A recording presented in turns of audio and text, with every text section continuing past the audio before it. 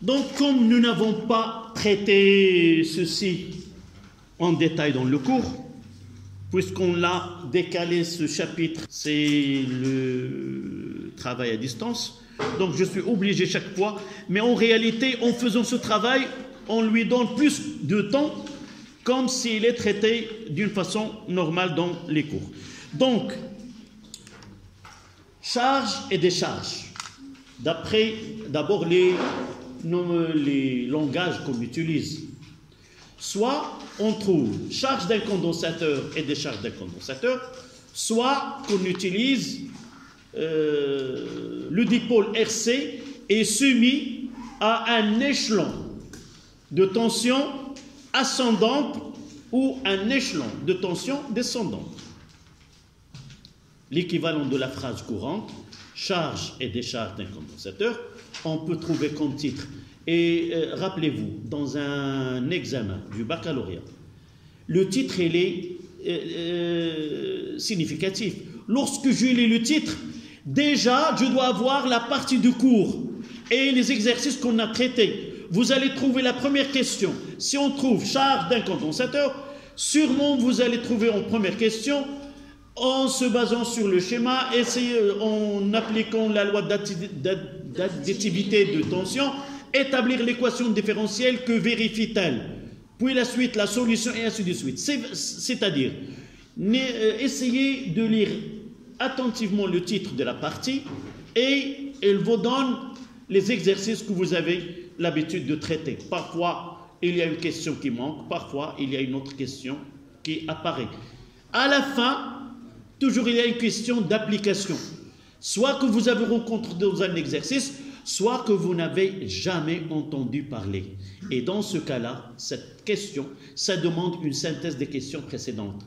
Comme on va voir dans la minuterie, l'exercice 1. D'accord?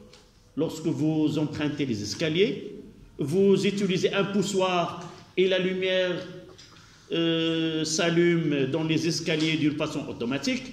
Après un certain temps, elle va s'éteindre sans utiliser ce poussoir. À l'intérieur du dispositif de fonctionnement, il y a ce qu'on appelle une minuterie. Et dans cette minuterie, il y a un petit bouton sur lequel on peut régler la durée. Soit 2 minutes, soit 1 minute, soit 1 minute et demie. Ça dépend des gens des vieux et les jeunes. Les jeunes ils peuvent accéder avec une vitesse, mais les vieux, ça demande de temps. Donc par la suite, je dois régler en 2 minutes afin que la lumière ne s'éteint pas au moment où ils sont encore en escalier. On parlera par la suite comment, lorsque je change ce bouton-là et je règle cette durée-là, qu'est-ce qu'on varie dans notre étude.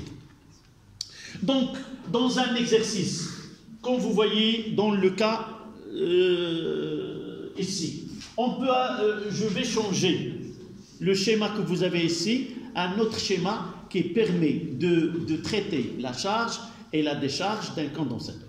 Donc là, j'ai un condensateur avec un conducteur ohmique. Là et ici, j'ai un générateur. Là, c'est la position 1 et là, c'est la position 2. Nous avons déjà parlé que je dois connaître. Là, c'est un générateur. Soit qu'on met un G, soit que nous avons 2 types de générateurs. Dites-moi ces 2. Oui? Générateur idéal de courant ou générateur idéal de tension. Comment peut-on le différencier dans un schéma? Là, là c'est E. C'est perpendiculaire, c'est... De toute façon, généralement, on mentionne E ou on mentionne I. D'accord? Comme vous avez dans l'exercice précédent, nous avons déjà schématisé, mais ils ont mentionné I pour ne pas confondre. Mais en réalité, on doit... Donc, la première des choses, dans un tel circuit, là, cette partie-là, c'est quoi? Circuit de charge.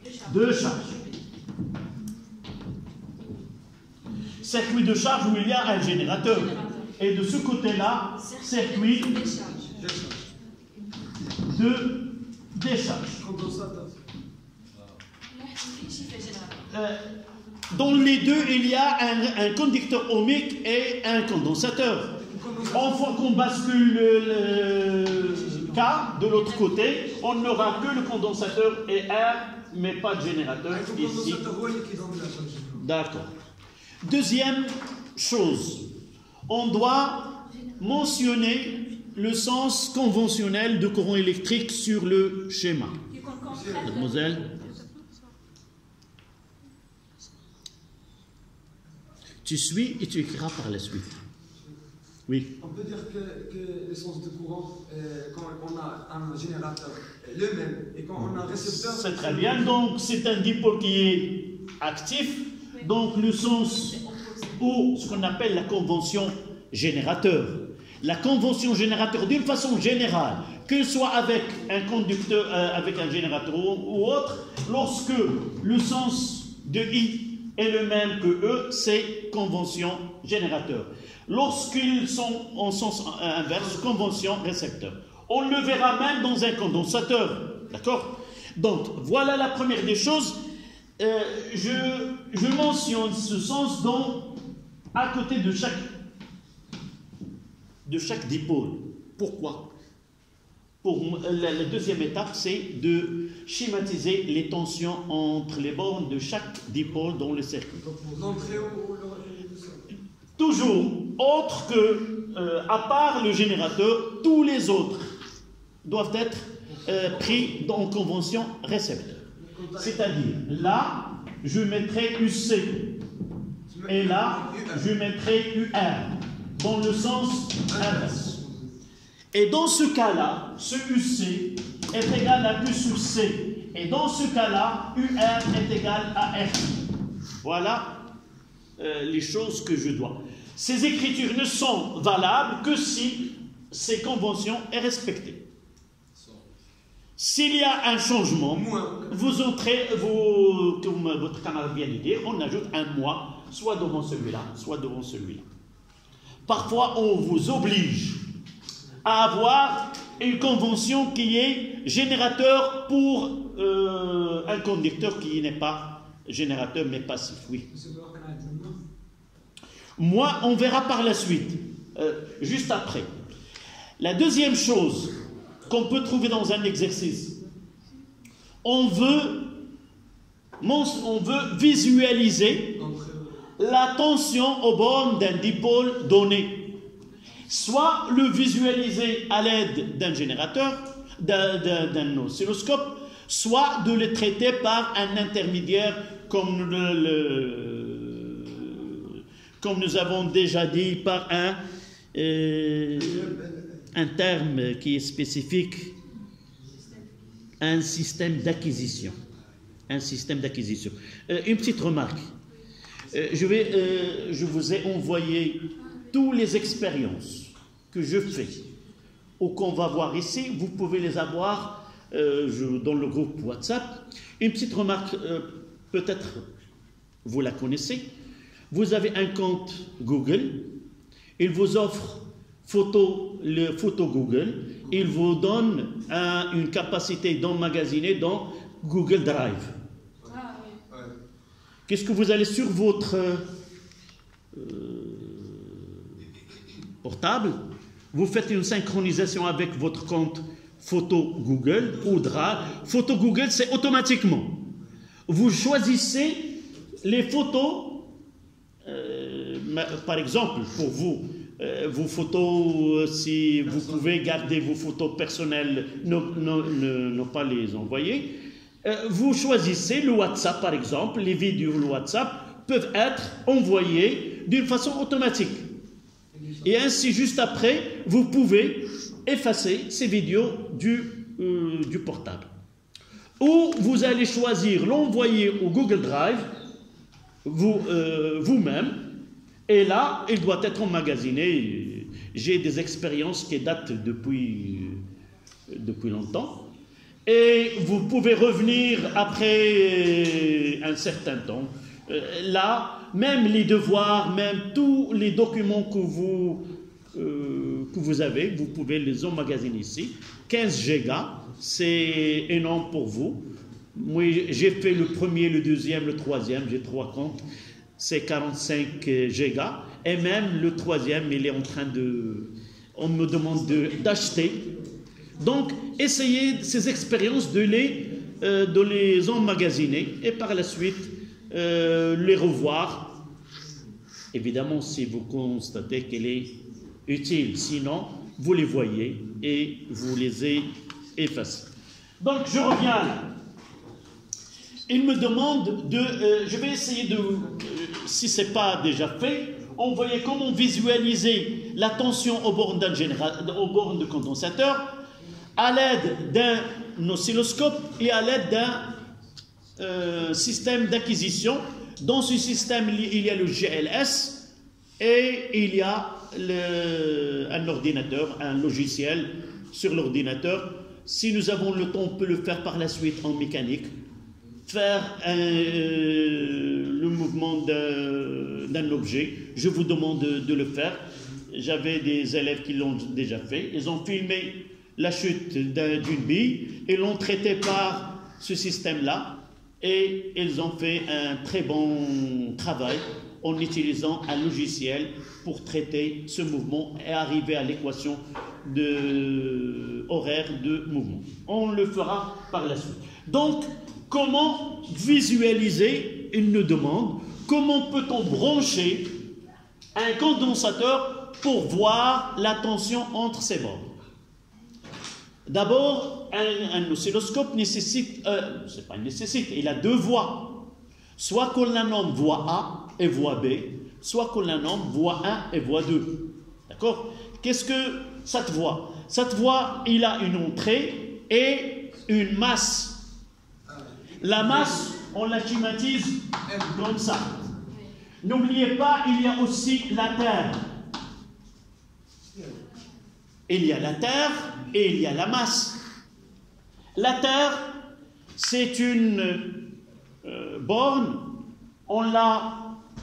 Nous avons tous dans nos maisons pour que on vous livre la consommation d'électricité. Pour la première fois, c'est la masse, elle est bien faite ou non. Pour les appareils qui ont une carcasse métallique, parfois, il peut être de l'électricité peut passer à la carcasse, et de là, on a, si vous voyez, 3 fils, et parmi les 3, il y a un qui est en vert et en jaune, qui est relié à la terre. En bas à l'entrée de la porte, il y a un fil, une tige métallique en cuivre qui est mis dans la terre et relié à ce fil. Donc, pour ne pas être électrocuté par de l'électricité excédentaire qui passe dans la carcasse, on utilise celle-là. Mais là, la masse, si on travaille avec le courant continu, la masse n'est autre que le pôle négatif. Si on travaille avec de l'électricité alternative, cette masse nous avons la phase et le neutre, donc le fil qui est le neutre, le noir, c'est la masse. En électricité, en courant variable, la masse et le neutre ne sont pas regroupés. En électricité continue, on peut relier la masse avec la Terre. C'est le cas de la voiture. La voiture, sa carcasse, elle joue le rôle de cette masse et elle joue le rôle aussi de ce pôle négatif. D'accord? Donc revenons là. Parfois, on demande de visualiser une tension. Par exemple, là, je mettrai la A et la M. Il y a 2 façons de poser la question. Comment visualiser la tension entre les bornes de condensateur? J'ai déjà la flèche. Et parfois, il me demande, comment peut-on brancher le condensateur pour visualiser la tension UAM? C'est là où il y a une petite difficulté. Oui. Quand tu la tête du flèche, Oui. la Y. Donc là, j'écris la tension comme il a été donné, et au-dessous, je mettrai une flèche là. Ah oui. Donc l'origine de la flèche avec M et la pointe avec A. Ça correspond exactement à UC. Donc, de là, où elle sera la masse? Là, c'est la voie. Et là, c'est la masse.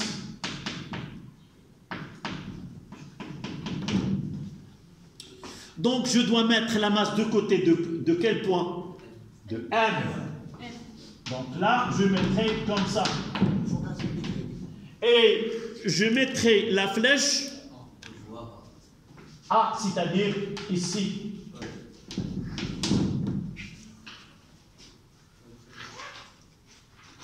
Là, c'est une technique simple. Je dois la exécuter étape par étape. Il me demande une tension AB. J'écris AB. Au-dessus des lettres A et B, je mettrai toujours la flèche de la droite vers la gauche. Toujours. Toujours. De là à là. Monsieur, Et le point de côté de l'origine, c'est la masse. Et le point de côté de la flèche, vous voyez là la flèche, elle est à A. Et là, c'est la masse. Sûr. Oui. Est-ce qu'on peut faire du point A une flèche comme ça et dire c'est Y? هذا. Non. Dry. Non, là, écoute, là on parle de charge. Je vais essayer de simplifier. D'accord? Je vais essayer de simplifier le schéma. Lorsque je traite la charge, je dois effacer la partie là. Donc là, c'est A. Donc, si j'utilise ici la masse, je dois utiliser ici YA ou YA. Sûr. Oui. Si on utilise YA comme deux points A. Non, non. Oui, mais vous avez étudié en tronc commun que entre deux points où il n'y a pas un dipôle, ces deux points ont même potentiel. Que je mets là, ou là, ou là, ou ici, c'est la même chose. C'est vrai. Tant qu'il n'y a pas entre deux points un dipôle, ces deux points sont supposés à au même potentiel. D'accord? Donc là ou là. Pourquoi je les mets ici? Parce que là, la forme géométrique, tout simplement. Là, c'est un coin. Je peux le mettre même ici ou là ou là. Oui. ils ont déjà donné la flèche de UC. On a UC, l'axe de... Non. Là, c'est moi que je le fais. Si ils ont donné Non. La question, par exemple, établir l'équation différentielle que vérifie UC dans un exercice. Parfois, établir l'équation différentielle que vérifie UAM. C'est la question UAM. Je dois mentionner non pas UC, mais je dois mentionner UAM. et on doit égaler UC. Non, et par la suite, je mettrai UAM et je vais faire apparaître dans l'équation non pas UC, mais UAM. Parfois, établir l'équation que vérifie U de T, la tension aux bornes de condensateur. Je ne mettrai pas UC, je ne mettrai pas UAM, je mettrai U de T. Ça dépend de la définition dans l'exercice. D'accord? Dans cet exercice, ils ont demandé... je traiterai les questions de l'exercice par la suite. D'accord? Mais si j'utilise la voie Y, voilà, YB, qu'est-ce que je vais visualiser?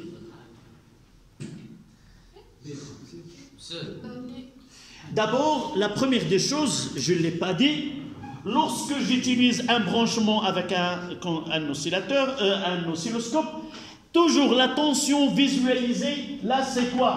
YA, je mettrai de là à là, UA de T. Et par la suite, on va rencontrer ce type d'exercice. Quelle est la tension visualisée en YA? YA, c'est dans ce cas-là, c'est UC. Oui. Pour YB. C'est moins UA2. D'abord, je dois de là à là UB de T. C'est moins Toujours, ce qu'on visualise, c'est une tension schématisée par une flèche, l'origine avec la masse et la pointe avec l'entrée. Ça n'a rien à voir avec la convention récepteur ou la convention générateur. Juste après, de là, nous avons pris le choix à l'orientation de centre de I, nous avons défini là la convention récepteur, et par la suite nous disons que ce qu'on visualise dans la voie A, c'est UA de T qui est égal à UC. Mais ce qu'on visualise dans la voie B, c'est UV qui est égal à moins UR. Et l'équation différentielle, vous devez moins UC. Non, ça n'a rien à voir avec l'équation différentielle. Il y a des questions qu'on peut trouver. On veut, avant de parler de l'équation différentielle, on dira, par exemple, on veut visualiser ce qui se passe entre les bornes d'un condensateur. On utilise un oscilloscope. Et cet oscilloscope, il a une masse et il a une entrée. Comment dois-je connecter ces deux bornes avec les bornes de condensateur? Amira. Aya. هداية. تبارك الله سميات ديالكم معتبرين آخر.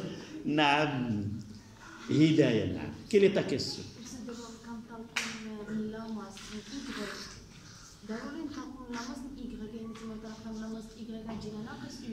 شوف خصني نطلق, je dois partir de ce qu'on demande. D'accord? On veut, par exemple, soit qu'on vous donne le schéma, c'est déjà fait, mais rien. On vous donne ça. D'accord? On vous donne ça. La question posée, quelle est la tension visualisée à l'entrée YA? D'abord, la première des choses, je nomme avec une notation différente. De la masse à là, je la note YA de T. De la masse à là, je la note YB de T. C'est par définition de borne entrée et borne masse. Toujours. La question qui viendra par la suite, ce qu'on visualise, quelle est la relation de ce qu'on visualise avec ce qu'on veut? Par exemple, avec UC. Donc, pour voir est-ce que je visualise UC ou autre, par exemple, je vais changer cette orientation-là. Je vais choisir l'orientation comme ça plus. Et si l'orientation plus, ça sera E comme ça. C'est un générateur, donc le sens de I et le sens de E, c'est le même. Donc, qu'est-ce que je vais mettre? Je vais mettre là et je vais mettre là. Donc, d'après cette convention, et j'utilise toujours la convention récepteur, ce qui est au bord là, c'est UC. Voilà UC. Je choisirai vers le bas. Et vers le, dans ce cas-là, et vers aussi une R de T. La question maintenant, ce que nous visualisons en YA, c'est l'opposé, c'est moins UC de T. Mais là, ce qu'on visualise, c'est UR de T. Mais généralement, dans les exercices, on va le voir dans RL. Généralement, on choisit une orientation de telle façon que celle de condensateur ou de la bobine, et là, la convention récepteur. Et on garde ceci moins pour le conducteur ohmique ou pour le résistor qui nous donnera. Dans ce cas-là, c'est plus RI. Et dans ce cas-là, c'est quoi? C'est moins Q sur C. Tout simplement. C'est ça ce que je veux que vous compreniez dans cette partie. C'est très important dans certaines questions qui essaient de si vous voulez voir le côté expérimental avec le côté théorique. D'accord? Donc revenons à notre étude pour l'équation différentielle. D'abord, c'est quoi une équation différentielle? C'est quoi une équation différentielle? Oui. Où il y a une dérivée. C'est une équation de sens mathématique. C'est-à-dire, on a deux côtés. L'A est égal, soit est égal à une constante, des grandeurs est égal à une constante, ou est égal à 0.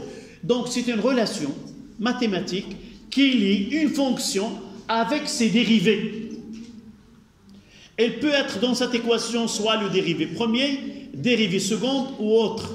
On parlera d'une équation d'ordre n si la plus grande dérivée c'est n, par exemple. Si j'ai dans l'équation d carré de u, d2 de uc sur dt carré, là c'est l'ordre 2. Mais dans cette partie-là, soit rc ou rl, on parle d'ordre 1.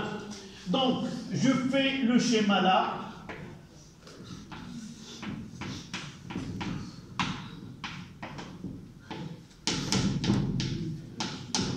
Voici ce qui est donné.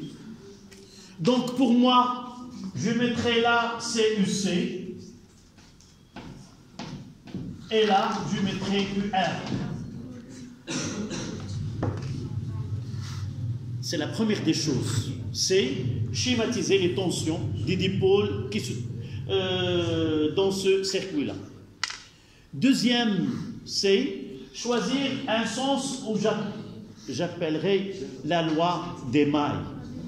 La loi d'émail, c'est un circuit qui est fermé. Si je pars d'un point et je reviens au même point, la différence de potentiel entre ces deux points, c'est 0. Donc, je choisirai. Là, vous voyez que ce n'est pas sur les fils, les traits que représentent les fils. Je les mets à l'intérieur. Ça veut dire que ça concerne les tensions. Celui-là, ça concerne I. Et pour déterminer la tension dans le sens récepteur ou dans le sens générateur. Qu'est-ce que je fais? Je pars d'un point et je reviens au même point. Si dans ce chemin-là, je vois que la flèche elle est dans le même sens d'orientation, ça sera plus. Non, ça sera plus. Si je rencontre la flèche en sens opposé, je mettrai moins et je finirai par égal à 0. Je parle de là. D'accord? Donc, c'est UR plus UC moins, parce que je parle dans le sens inverse, moins E, et je reviens ici, est égal à 0. Ce qui donne UR plus UC est égal à E. Je peux même dire que j'ai ici comme deux branches en parallèle. C'est comme j'ai un générateur en parallèle avec ces deux. Et cette flèche-là, elle est la somme des deux. Ce qu'on appelle la loi Schall pour les tensions. Celui-là, c'est celui-là plus celui-là. Donc E est égal à UR plus UC. Parce que ce point, ces deux ils sont en parallèle, donc sa tension, elle est la même de ce côté-là. Non, en série. On n'a pas en parallèle. D'accord? On a. Donc, à partir de là, la question qui se pose, ça, c'est la loi d'émail ou la loi d'additivité de tension. La question, dans l'équation différentielle, que vérifie soit UC, soit Q, soit I. Ça dépend des exercices qu'on a. D'accord? La plus simple et la plus courante, c'est UC.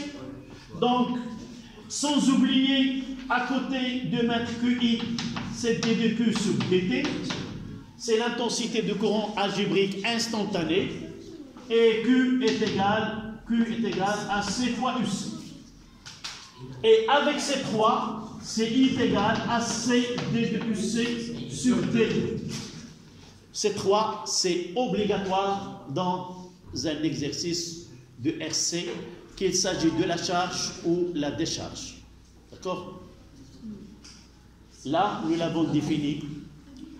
qu'on travaille en RC, nous avons un courant électrique qui est variable. Et nous avons vu, il y a un courant dans le sens courant de charge et de charge. Donc nous avons dit qu'il s'agit d'un courant qui est d'intensité algébrique. Et nous avons dit que ce courant il est variable, c'est dQ sur dt. Donc nous aurons trois équations. Celle que vérifie UC, j'aurai UC plus UR, c'est quoi? R fois I. Donc je mettrai en blanc. UC plus RI est égal à E. Et I c'est quoi? C'est C plus C sur dt. Et ça donne UC plus RC d de UC sur dt est égal à E. D'accord? Là, c'est en U. La tension vont de générateur, de condensateur. Q, qu'est-ce qu'on fera? De là, l'équation A, c'est Q sur C, c'est pour UC, plus RI est égal à E. Et I, c'est quoi? C'est C dQC. Donc, GI est égal, non, U, qu'est-ce que j'ai eu? Oui, I, c'est C d de UC sur dt. Pardon, c'est d de Q sur dt, je veux d de Q sur dt. Et je remplace CQ sur C plus R d de Q sur dt est égal à E. Je multiplie par C et j'aurai CQ plus RC d de Q sur dt. Et n'oubliez pas de multiplier de l'autre côté E fois C. Monsieur, Oui. si on fait dQ sur dt... Tu peux remplacer ici. Non, là-bas. Si on fait... Là-bas. Oui. Si on fait dQ sur dt plus Q sur RC... Oui. C'est égal... C'est la même. C'est la remarque que je vais faire. S'il vous plaît. C'est vous. Maintenant, tu fais la superposition de ce que tu savais avec ce qu'on dit maintenant. Tu fais une légalisation de ces données. Tu dis, voilà, ça y est, elles vont être bien comprises. La remarque de votre camarade. La question, ça dépend du type de question. Soit qu'on vous demande établir l'équation que vérifie UC. Tu peux l'écrire comme tu veux. Tu n'as pas besoin de faire apparaître sur RC ou 1 sur RC. Tu as le choix. D'accord? Mais dans certains cas, c'est, voilà la question qu'on peut poser généralement. Montrer que l'équation différentielle que vérifie Q est Q plus taux d de Q sur dt plus est égal à A. Donner l'expression de taux et de A. Là, tu es obligé, voilà la différence, là tu es obligé de l'écrire sous cette forme. Et tu vas faire l'identification. Voilà.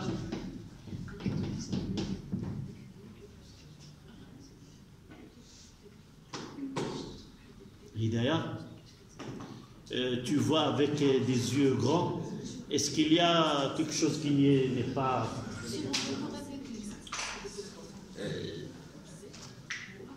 Le problème dans ce type de leçon que je fais maintenant, c'est quand je fais un travail, plusieurs choses en même temps.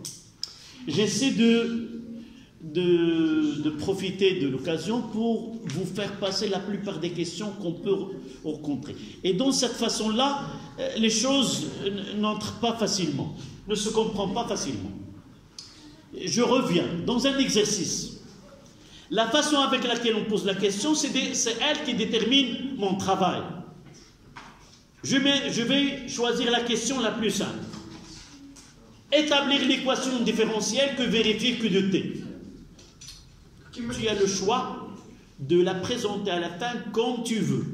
Soit comme celle-là, soit tu la mettras que sur RC est égal plus que sur DT est égal à U sur R. Tu as le choix de faire n'importe quoi. À condition qu'elle soit correcte, évidemment. C'est pas n'importe quoi. Donc, la question qu'on peut trouver dans un autre exercice, on a passé d'un exercice à un autre, la question c'est quoi? Montrer que l'équation différentielle que vérifier Q s'écrit sous la forme suivante. Q plus taux d2Q sur dt est égal à A, où A et taux sont deux constantes à déterminer. Voilà.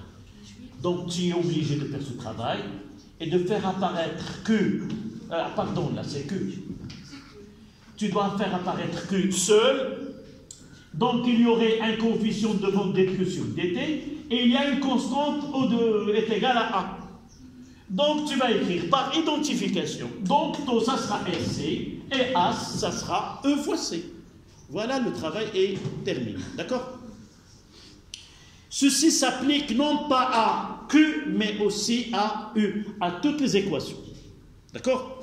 Donc il nous reste la dernière équation que vérifie I. Est-ce que vous avez pensé à cette équation-là? Est-ce que vous avez pensé à établir cette équation que vérifie I? Oui. Tu peux la faire? Oui. D'accord. Tu passes. Si. Ah oui, évidemment. Oui, de ce côté-là.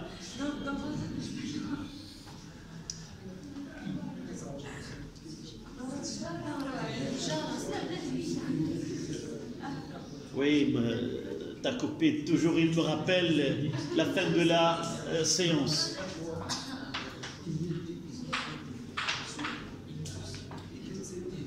Le départ, le point de départ, c'est où? Celle-là. UR plus UC est égal à E.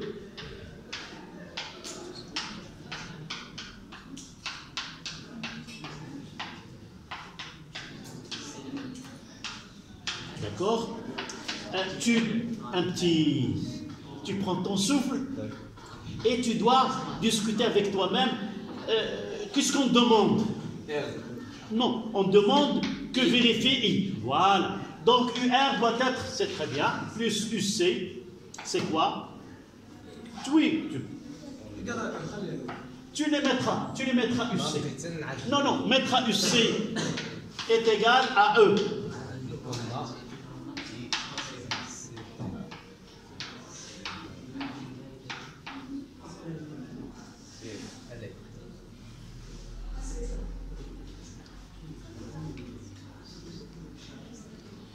C'est très important de discuter, Brahim. Il vaut mieux de discuter. Je vais essayer de discuter cette relation-là. Une équation différentielle. Elle doit être en I. Brahim, on discute. Voilà comment, lorsque la réponse ne viendra pas d'une façon simple, je discute. Il me demande une équation différentielle que vérifie I.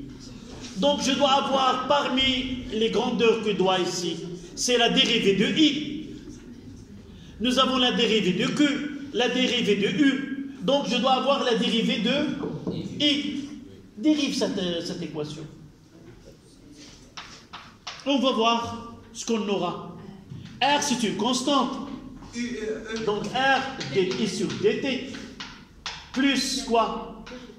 D de UC sur dt est égal à quoi? Directement. Tu es très doué en mathématiques, ça donne combien? Oui? D de E sur dt, c'est quoi? E, c'est quoi? C'est une constante. Voilà. Et maintenant, tu vas revenir à là. C'est là. Oui? E, c'est quoi? C'est une constante, 15 volts, 12 volts. D'accord?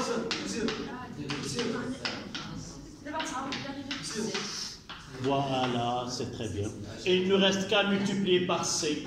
Oui. Oui. C'est ce qu'on appelle en arabe les rayatin fénaxia. Je viens de discuter. Merci Ibrahim. Je reviens. Là, toujours on va partir de la relation qui relie l'équation, si vous voulez, de la loi de Maille aux d'activité de tension. Donc, j'utilise de la logique. Dans cette équation différentielle, il y a une dérivée de i. Elle doit apparaître des i, ou non? Donc, parmi les grandeurs qui doivent apparaître dans l'équation différentielle, c'est la dérivée de i. J'ai i ici. Donc, je dois dériver. Pourquoi?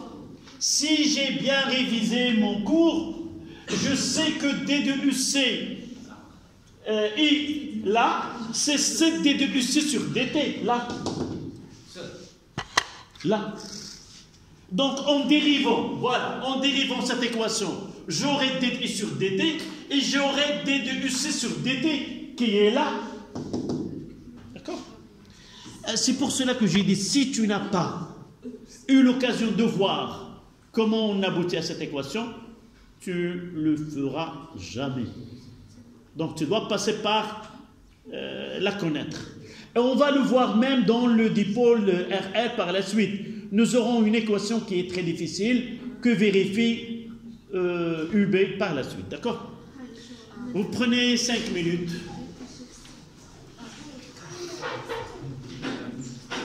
Oui, quelle est la question? À voix haute.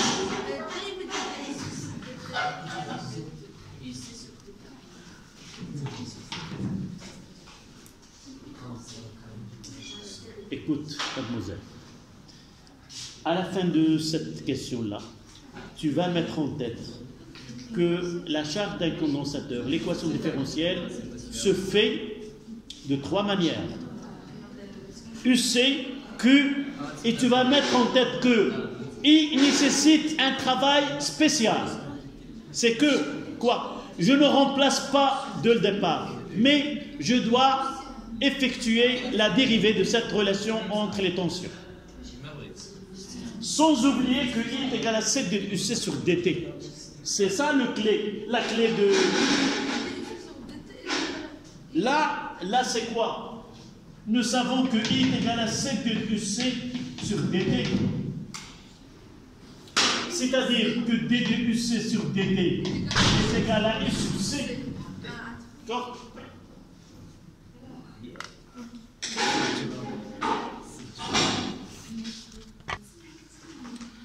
Donc, je résume ce que nous avons fait tout à l'heure dans cette partie. La charge de condensateur, évidemment, et la décharge de condensateur. Ce titre-là, nous pouvons le remplacer par un autre titre. Quel est ce titre-là? C'est ce que vous voulez, le titre officiel d'une façon plus diplomatique, si vous voulez.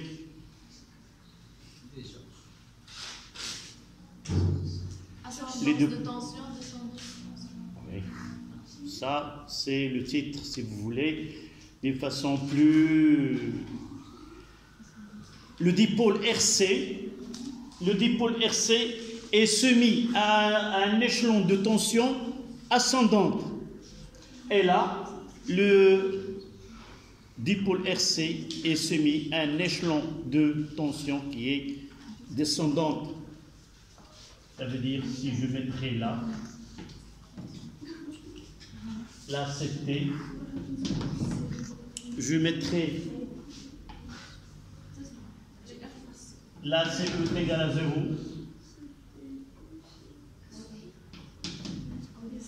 là c'est U de T, et pour ce côté-là,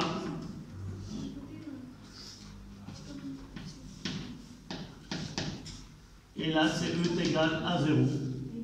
et là c'est U de T, et là j'aurai le temps T. D'accord? La question, c'est pas celle-là.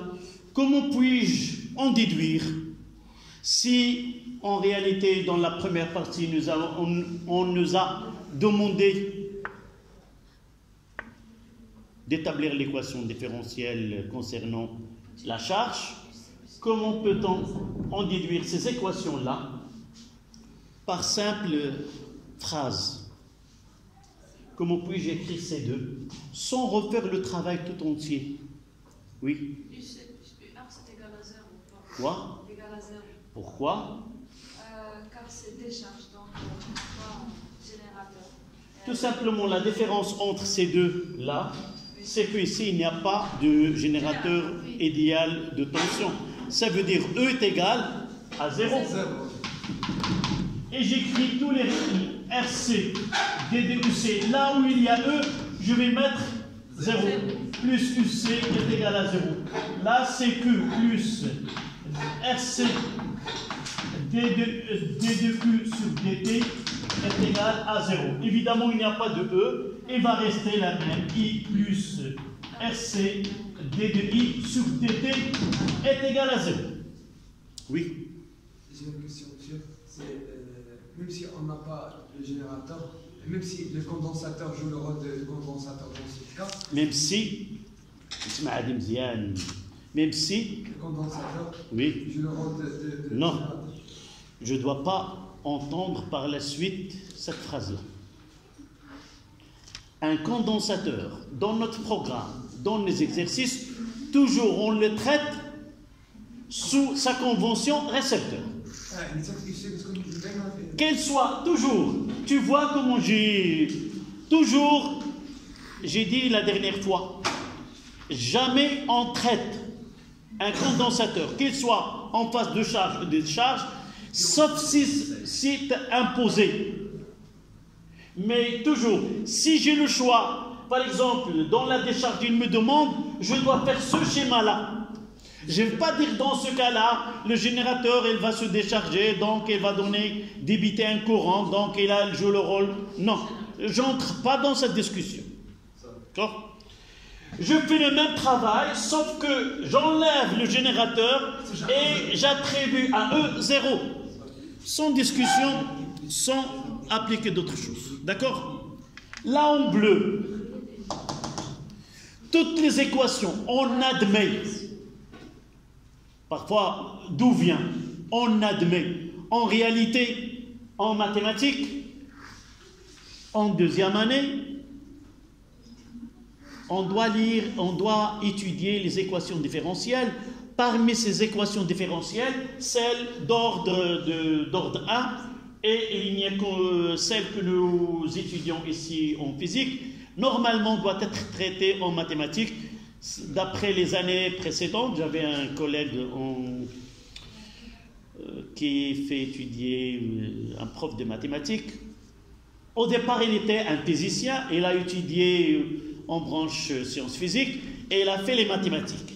Et parmi les exercices qu'il traite avec ses élèves, c'est ces équations différentielles qui est en physique.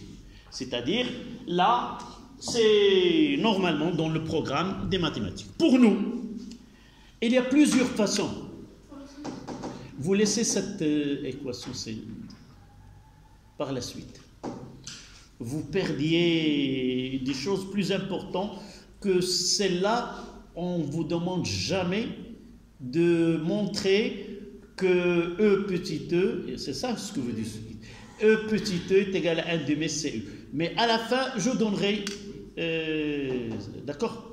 C'est plus important que cette démonstration. Bon.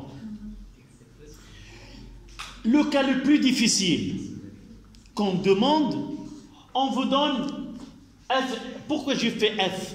Parce que j'ai ici 3 fonctions. Donc si j'ai celle-là, je mettrai UC est égal à A exponentielle moins lambda T plus.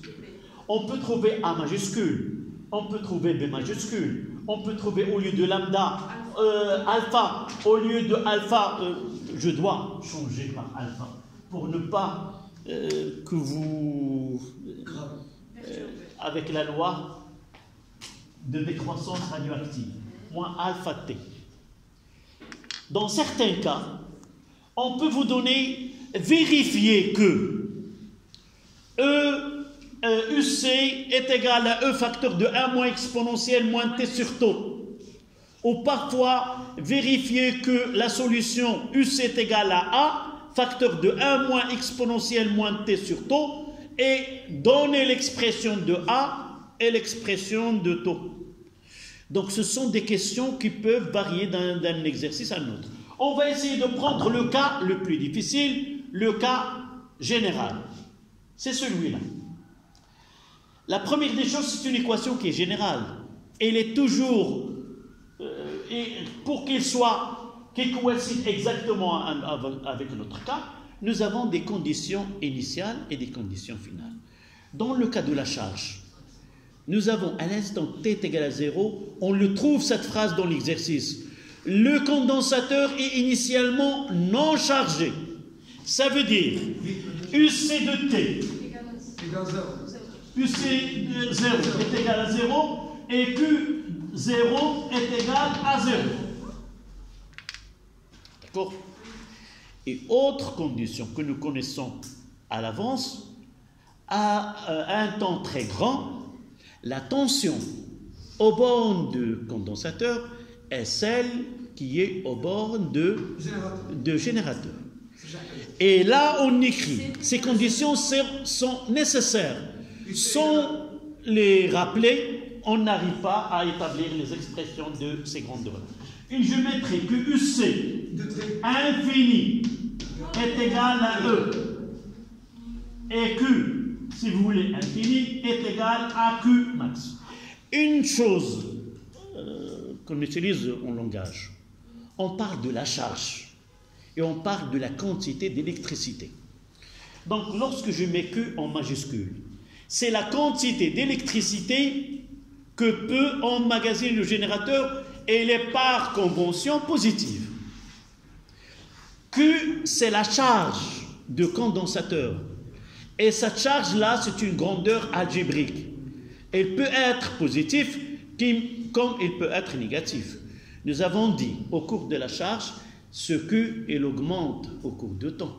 Elle commence par 0 et finit par Q max. D'accord? Là, la valeur, elle est positive. Lors de décharge, ce que c'est une fonction qui est décroissante et on verra par la suite les expressions de ces grandeurs. Donc, choisissez une de ces trois qu'on va arriver à la grandeur qui apparaissent dans cette équation différentielle. Vous me dites, par exemple, soit qu'on répond à la question de l'exercice, c'est sur Q, soit la question de l'exercice, c'est quoi? Montrer que Q...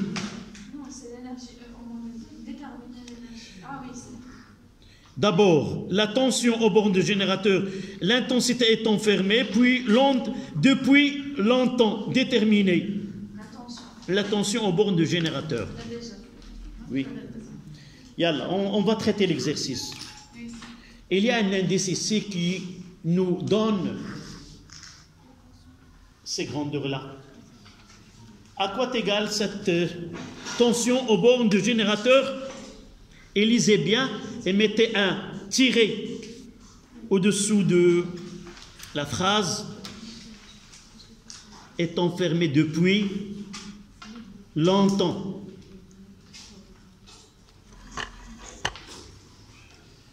Traduisez-moi mathématiquement cette phrase. L'interrupteur est enfermé depuis longtemps, déterminer la tension UAB aux bornes de condensateur. Ça veut dire un temps très grand, c'est-à-dire U infini. Donc, techniquement, je dois arriver à l'équation, dans ce cas-là, à un temps très grand. Donc, là, c'est la question A. Et là, à 1, on mettra quoi? Après un temps très grand,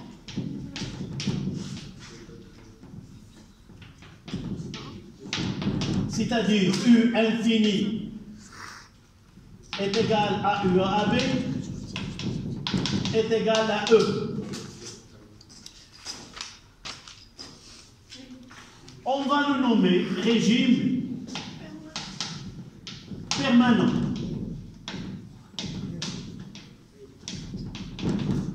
D'abord, je reviendrai à ce régime permanent et régime transitoire. En réalité, l'objectif de la phase de charge ou la phase de décharge, c'est quoi? Prenons la phase de charge. Quel est l'objectif, la finalité, ou ce qu'on veut à la fin avoir? Oui. Un condensateur chargé. Voilà. À la fin, on doit avoir un condensateur totalement chargé avec une quantité d'électricité maximale Qmax et avec une tension maximale Umax qui est égale à E. Donc, ce qu'il va rester permanent, ça veut dire ce qu'il va rester d'une façon jusqu'à l'infini. À partir d'un temps, donc on parlera d'un temps de charge. Après ce temps de charge, la quantité d'électricité reste constante et la tension reste constante et l'intensité de courant, elle est nulle. Je dois avoir cette conception-là. Il nous reste à définir cette quantité, cette durée au cours de laquelle se produit la charge de condensateur. Et cette partie-là, on l'appelle un régime transitoire. C'est-à-dire quoi? On passe d'un état où le courant n'est pas établi, où la charge est nulle, et on finira par avoir une charge. Donc c'est si vous voulez, un passoire. On va passer d'un côté à un autre. Donc il ne va pas rester longtemps. C'est pour cela qu'on l'appelle transitoire. L'Arabia, Nidam, Intiqal. En réalité, on passe d'un état à un état qui va durer longtemps. D'accord? Et on montrera que cette étude-là, en cas de charge, que là, on aura ici 5 taux, et là, ici le taux, et c'est UC de T. Là, c'est le régime permanent.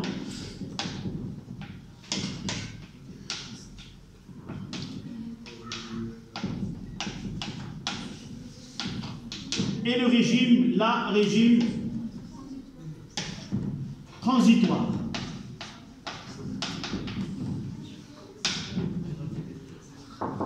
S'il vous plaît. Comment peut-on déterminer cette durée-là de 5 taux? Ça va, l'étude de la fonction, ça nous donne UC de T est égal à E, 1 moins exponentielle moins T sur taux. Revenons à ces équations-là. Et vous voyez que soit dans la décharge et dans la charge, toujours ce coefficient RC, et est multiplié à la grandeur où il y a dt. Nous parlons de l'homogénéité des unités. Dans cette équation, j'ai ici une tension. Donc ça, elle est en volts, et le tout là, en volts. Là, c'est une variation de tension. Son unité est le volt. Là, c'est le temps. Obligatoirement, RC doit être exprimé en quoi? En temps. Et là, la dimension d'un temps. Le temps avec le temps se simplifie. Elle reste le volt. Donc, l'équation, il est homogène. Dans ce cas-là, de la même façon, le coulomb, donc toute cette partie, elle est exprimée en coulomb. Et pour qu'il reste le coulomb, il faut que RC soit en temps. On va répondre par utiliser les équations de dimension, ce que nous avons fait en mécanique, dans les ondes mécaniques, d'une façon facultative. Là, c'est obligatoire. D'accord? Je vous ai dit avant que là, on s'entraîne, mais il viendra le temps où c'est obligatoire d'appliquer ces équations de dimension. Donc, regardez là, que UC, lorsqu'on donne à T l'infini, exponentielle de moins l'infini, ça donne quoi? Limite lorsque x tend vers... Limite. 0, 0. C'est 0. Limite lorsque x tend vers 0, de a exponentielle moins ax, 0. Ah, pardon, l'infini. Nous parlons donc plus l'infini. Évidemment, ça donne 0. Donc, là, il y a une asymptote. Et là, ça donne ce E. Pratiquement, on vous donne ce schéma. On peut dégager les paramètres de circuit. Quels sont les paramètres? Le mot paramètre, vous le trouvez en mathématiques. Dans une équation, on peut entrer le M. Non, même dans une équation, la lettre M. Et M, ça change. Donc, on l'appelle... Donc, pour nous, dans un circuit RC, les paramètres de ce circuit, c'est R, c'est C et c'est E.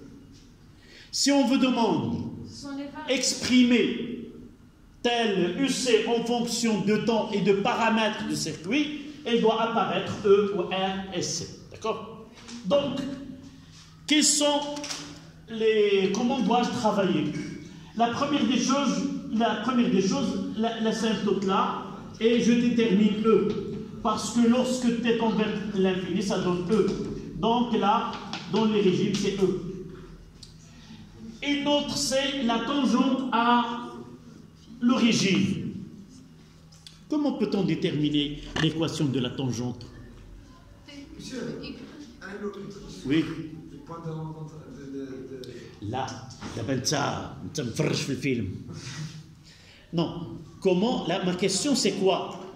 Comment peut-on tracer la tangente à une courbe en un point donné, en x0? La tangente à la courbe. Oui, l'équation de la tangente c'est quoi? C'est une droite. Le coefficient directeur c'est quoi? C'est f' de x0. Pour x c'est moins 0 avec moins 0.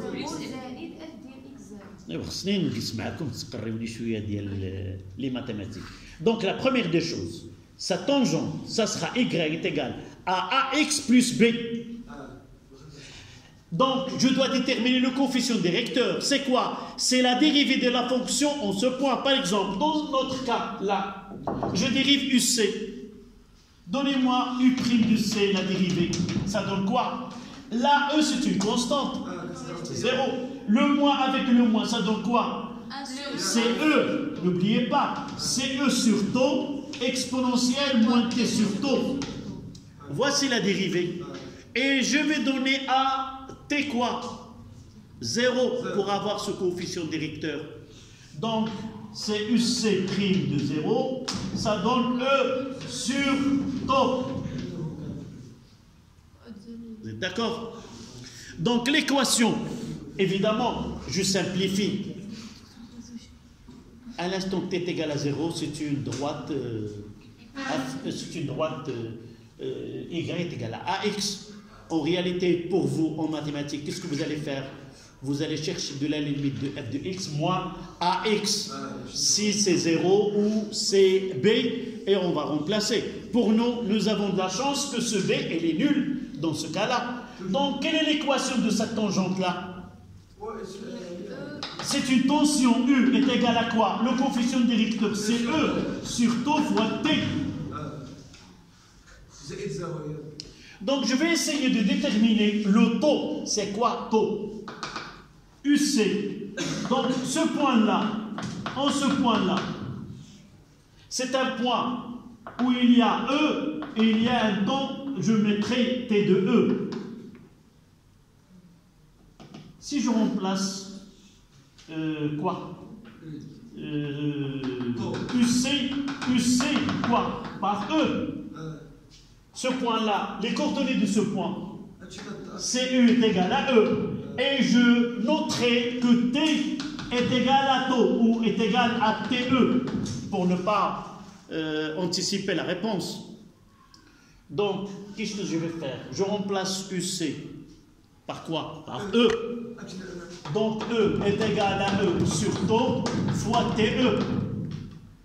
Donc, à quoi est égal TE? Je simplifie et je trouve que TE est égal à taux. Et là, je vais revenir à ce que tu voulais me dire tout à l'heure. C'est le point d'intersection entre l'asymptote et la tangente à l'origine donne taux. Ça, c'est pas demandé de montrer que, uniquement pour vous rappeler ce que vous étudiez en mathématiques, on le trouve ici. Résumons ce que vous devez connaître. D'accord? D'abord, dans la plupart des cas, on vous donne déjà tracé cette tangente. Mais généralement, elle est à un niveau plus bas ou à un niveau qui n'est pas... Déjà, vous n'avez pas ceci. Et on vous donne cette tangente-là. On vous demande de déterminer taux graphiquement. Donc, avec une règle, vous faites le prolongement, vous faites l'asymptote là, et vous faites la projection de... Ça sera taux. Monsieur, oui. C'est acceptable si on dit que c'est T quand U est égal à 0,63. On va essayer ce que vous connaissez maintenant, vu à partir des exercices des relations. Je vais essayer de donner les origines. Devient. Tu sais, devient sur 0,63. Oui, monsieur, moi, oui, d'accord. On va, pour ceux qui n'ont pas encore, revenons, s'il vous plaît. Revenons à ce taux-là. Pour nous au Maroc, dans notre enseignement, généralement on utilise la tangente qui était déjà donnée et on fait l'intersection. Par exemple, vos camarades en France n'utilisent pas cette méthode-là de la tangente. Ils étudient la méthode analytique. On détermine les coordonnées par des calculs. Revenons à ce taux. Si je remplace UC de taux, c'est E, 1 moins exponentielle moins T sur taux. Par calcul, non, c'est 1, c'est E, 1 moins, là c'est 0,36 ou 37. Et de là, ça donne un UC de taux est égal à 0,63 E. Donc, si on ne vous donne pas la tangente, comme dans un exercice, vous n'avez pas un tel cas dans la série que je vous ai envoyée, et mettons-nous d'accord, si dans un devoir, je vous donne un graphe comme celui-là avec une tangente, vous n'êtes qu'à appliquer le point d'intersection et de lire. Si dans un exercice, il n'y a pas cette tangente, vous êtes obligé de faire ce travail-là. Vous allez lire E, 12 volts, et vous multipliez par 0,63, vous trouvez cette valeur, vous la mentionnez sur le graphe, et vous faites la lecture de temps correspondant. Ceci ne sera acceptable que si le schéma est sur la feuille de réponse. Vous devez schématiser la façon avec laquelle vous avez, qu'elle soit correcte ou non, la réponse, elle sera totalement acceptable si vous faites comment vous avez fait. Qu'elle soit 1,1 ou 1,2, vous n'avez pas bien lu, c'est pas un problème. En voyant la méthode avec laquelle vous avez travaillé, c'est une réponse qui est correcte. Généralement, la plupart des cas, on vous donne la tangente. D'accord? Voilà ce qui a été demandé. Donc, l'énergie emmagasinée dans un condensateur. Donc là, de la même façon, s'il vous plaît, de la même façon, la décharge, je mettrai UC de T. Pardon, ce 5 taux devient ce 5 taux. Entre le régime Oui. Comment, pourquoi nous n'avons pas 6 taux ou 3 taux ou 7 taux?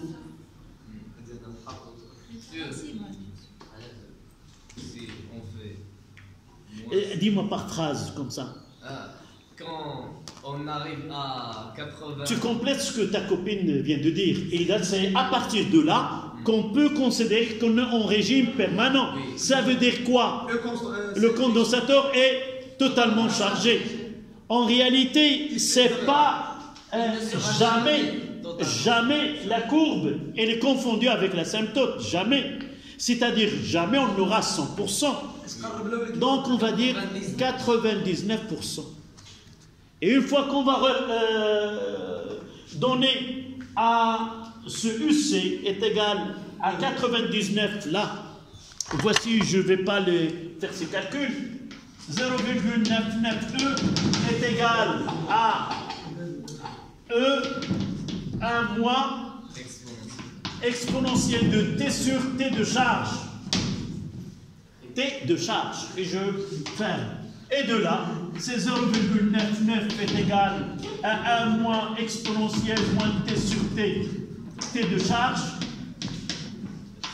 Et je vais mettre de ce côté exponentielle moins T sur T de charge est égal à 1 moins 0,99 et de là ça donne T sur T de charge est égal à ln, je mettrai le moins ln de 0,01 et T est égal T de charge et on remplace et on trouvera, d'accord, 0, voici la façon avec laquelle on détermine, ça donne 0,37 et là c'est taux et de là c'est 0,37 E.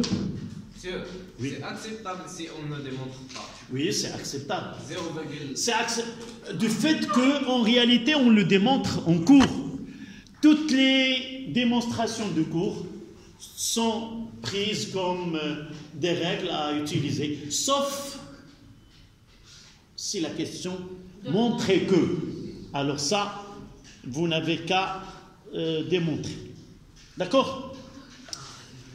Voici les régimes et on revient aux questions posées.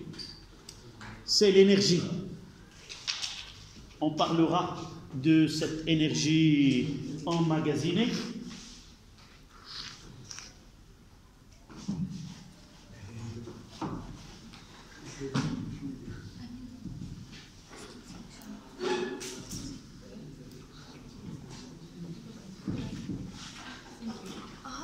D'accord? Est-ce que vous avez... j'ai demandé...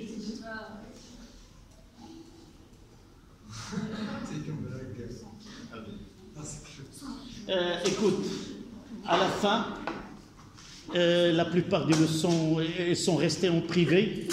Inch'Allah, cette leçon, tu peux la voir, flasher, Inch'Allah, et tu peux revoir tout ce qui a été écrit durant cette séance. Est-ce que vous avez démontré cette E petit e est égal à 1 demi? Avec la relation que vous Matrice Sagesh.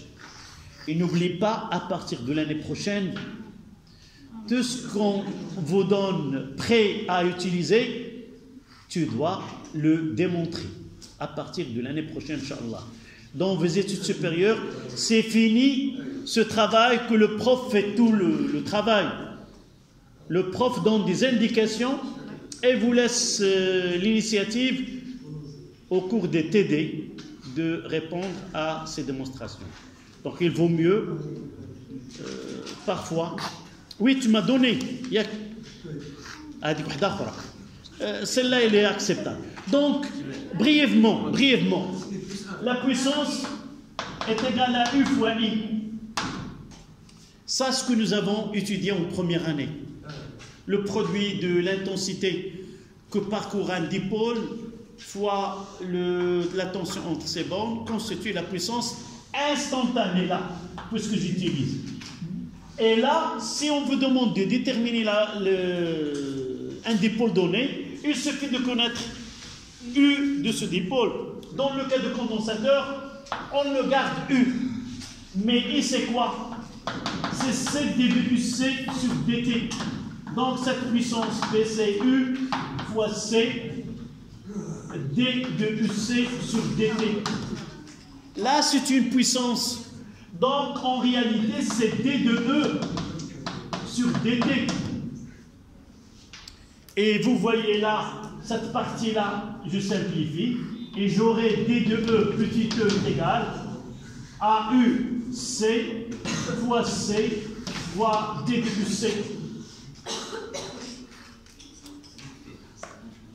Donc, E petit e, qui est l'intégrale de 0 à E est égale, c'est l'intégrale de UC fois d de UC de 0 à U, c'est donné. Si je ne limite pas les bornes, toujours, est-ce que vous avez étudié l'exponentielle? Qui l'a fait enseigner le premier? Donc l'intégrale qui va l'utiliser le premier, c'est la physique. Et c'est une histoire qui est depuis longtemps. Lorsque j'étais élève comme vous, toujours la plupart des fonctions, je le trouve en physique et plus tard en mathématiques. Donc là,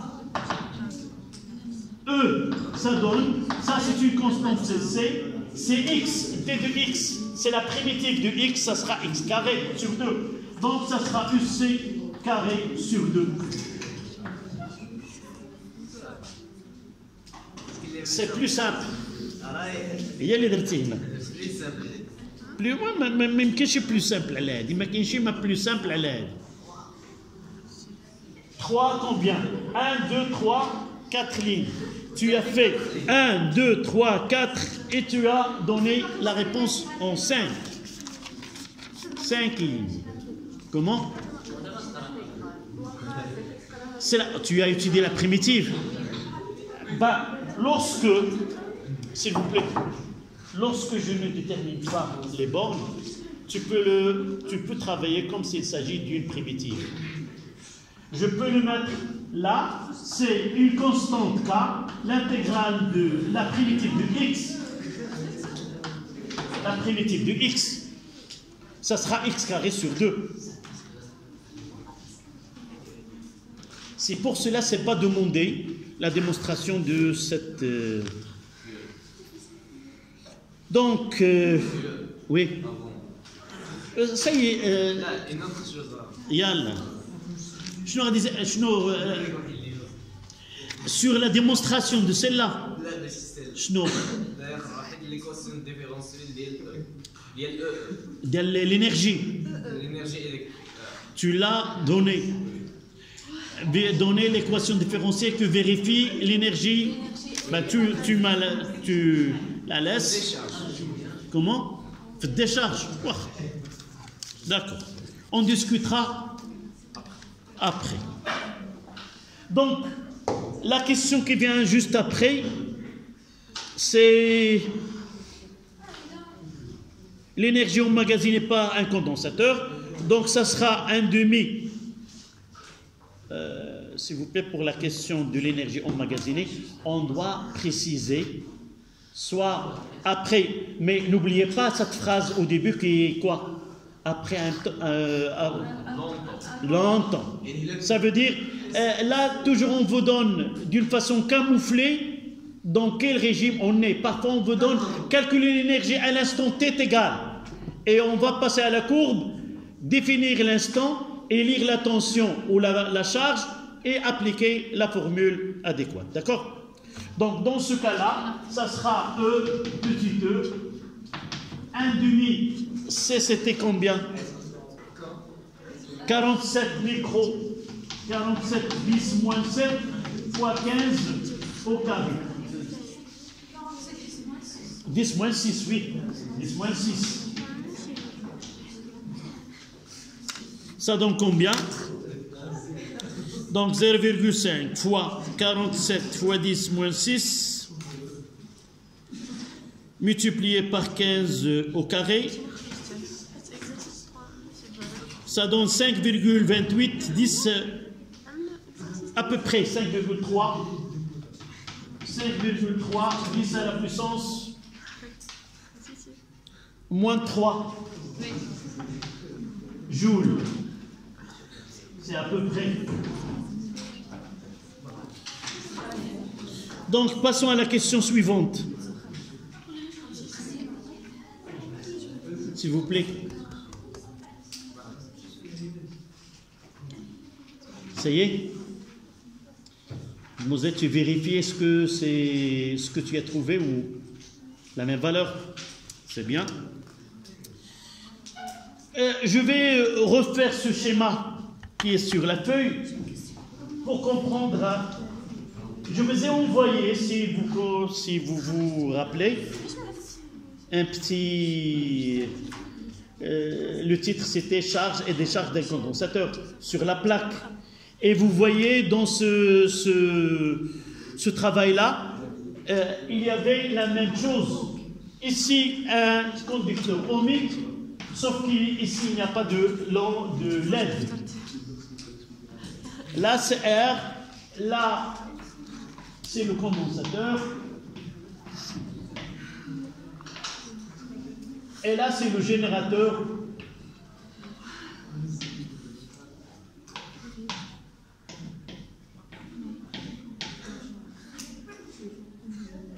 On ouvre dans ce cas-là. Avant d'ouvrir le circuit, qu'est-ce que nous avons dans ce cas-là? Nous avons le condensateur en parallèle avec le conducteur ohmique, avec le générateur. La tension appliquée, la E, elle est la même entre les bornes de condensateur et de conducteur ohmique. La tension entre les bornes, elle est la même pour ceux qui sont en parallèle. Une fois qu'on ouvre, toujours au régime permanent évidemment, et même à chaque instant. Donc là on ouvre, ça veut dire quoi? On est devant un circuit simple, c'est celui-là, où ce condensateur il est initialement Q0 est égal à Q max et UC0 est égal à E. Une fois le circuit est ouvert, donc on a, qu'est-ce qui va se produire? Une décharge de condensateur dans le conducteur ohmique. Et la tension chute de E vers 0 et la quantité d'électricité de Qm vers 0. Donc la question, le condensateur se décharge alors dans la résistance R. Établir l'équation différentielle qui régit, nous l'avons déjà. Là c'est 2 de A, c'était Q plus RC, D de Q sur dt est égal à 0. Nous l'avons déjà établi dans la révision. Non, tu m'entends ce que je viens de te dire? Non.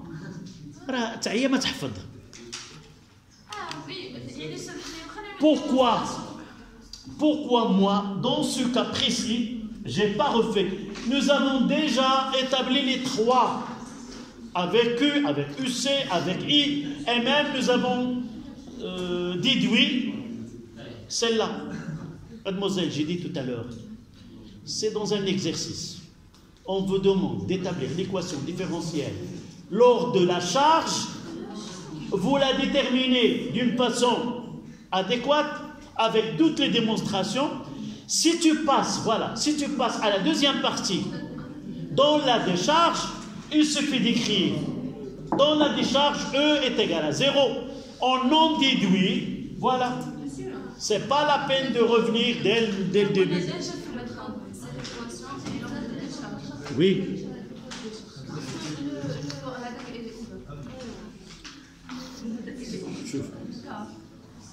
Soit, s'il vous plaît, il faut être vigilant envers les circuits qu'on vous donne.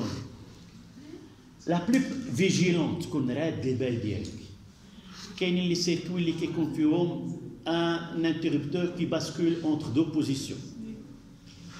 Et dans ce cas-là, nous avons un générateur et là, par exemple, la charge et la décharge. Mais dans ce cas-là, c'est un cas particulier où, une fois qu'on ferme, on aura la charge de condensateur. Mais dans ce cas-là, on ne demande pas l'équation différentielle lors de la charge. Pourquoi? Parce que dans cette partie, il n'y a pas de résistor ou de conducteur ohmique. Dans cet exercice, on ne demande pas l'équation de la charge.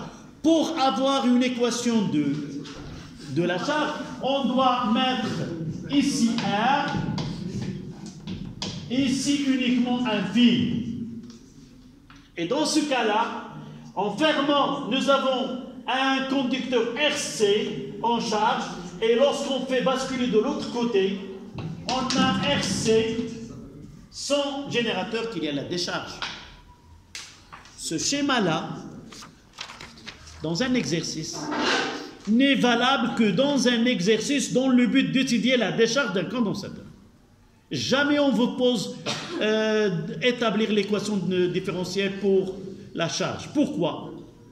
Dans notre programme, pour étudier la charge, il doit être dans le circuit un condensateur, un conducteur ohmique et un générateur. Là, générateur en charge, on ne s'intéresse pas à la... on peut parler de la charge du condensateur, mais sans établir l'équation différentielle concernée. Donc voilà cette question-là. La suite. Pourquoi nous avons dit de l'armature A? S'il vous plaît.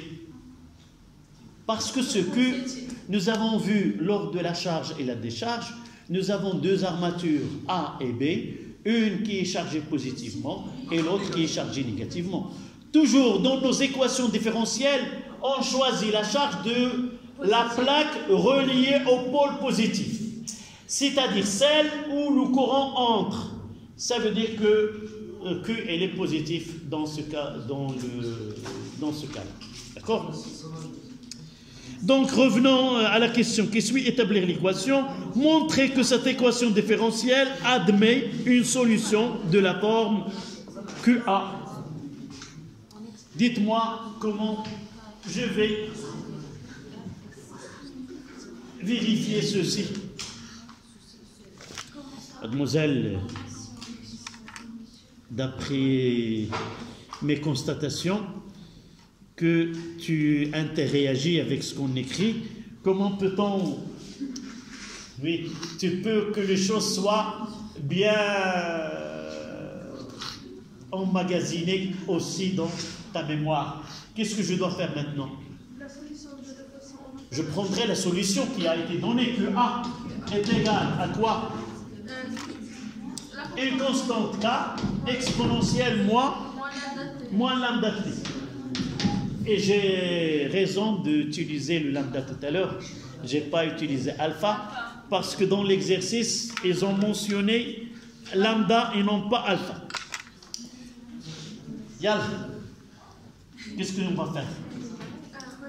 C'est là, voilà, on dérive d de QA sur dt est égal. Moins lambda fois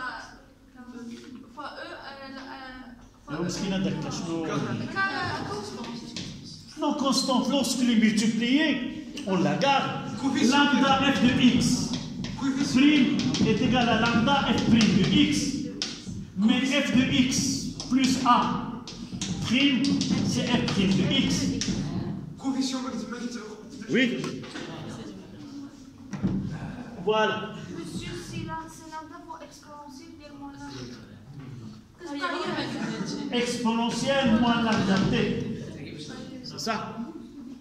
Revenons. Donc ça sera K exponentielle moins lambda t plus RC fois moins lambda fois K exponentielle moins lambda t est égal à 0. Je factorise par K exponentielle moins lambda t. C'est 1 moins lambda fois RC qui est égal à 0. Ça veut dire que lambda est égal à 1 sur RC. Il me reste K. Dites-moi comment je détermine K. Ils ont donné qu'on prend en condition initiale K égale à Q. C'est très bien. C'est-à-dire, et on va finir avec ta réponse, ça sera, donc KA 0 est égal à quoi? Est égal, ce Q qui est égal à K exponentielle moins lambda fois 0. Et on aura comme réponse finale que QA est égal à Q exponentielle moins T sur RC avec K est égal à Q et lambda est égal à 1 sur RC. Voilà. Pensez s'il vous plaît, la prochaine fois qu'on complète ce qui reste. Et pensez, oui, pensez à cette minuterie. S'il vous plaît, si vous avez à la maison une pièce comme cette minuterie qui ne fonctionne pas, essayez de la porter, on parlera. Parfois, ces minuteries qui sont très anciennes, il y a une flèche qui descend. Essayez de voir. Généralement, cette minuterie elle est à la porte dans un coin donné. Et celle qui conditionne le temps d'allumage. D'accord. Au revoir. Au mercredi matin.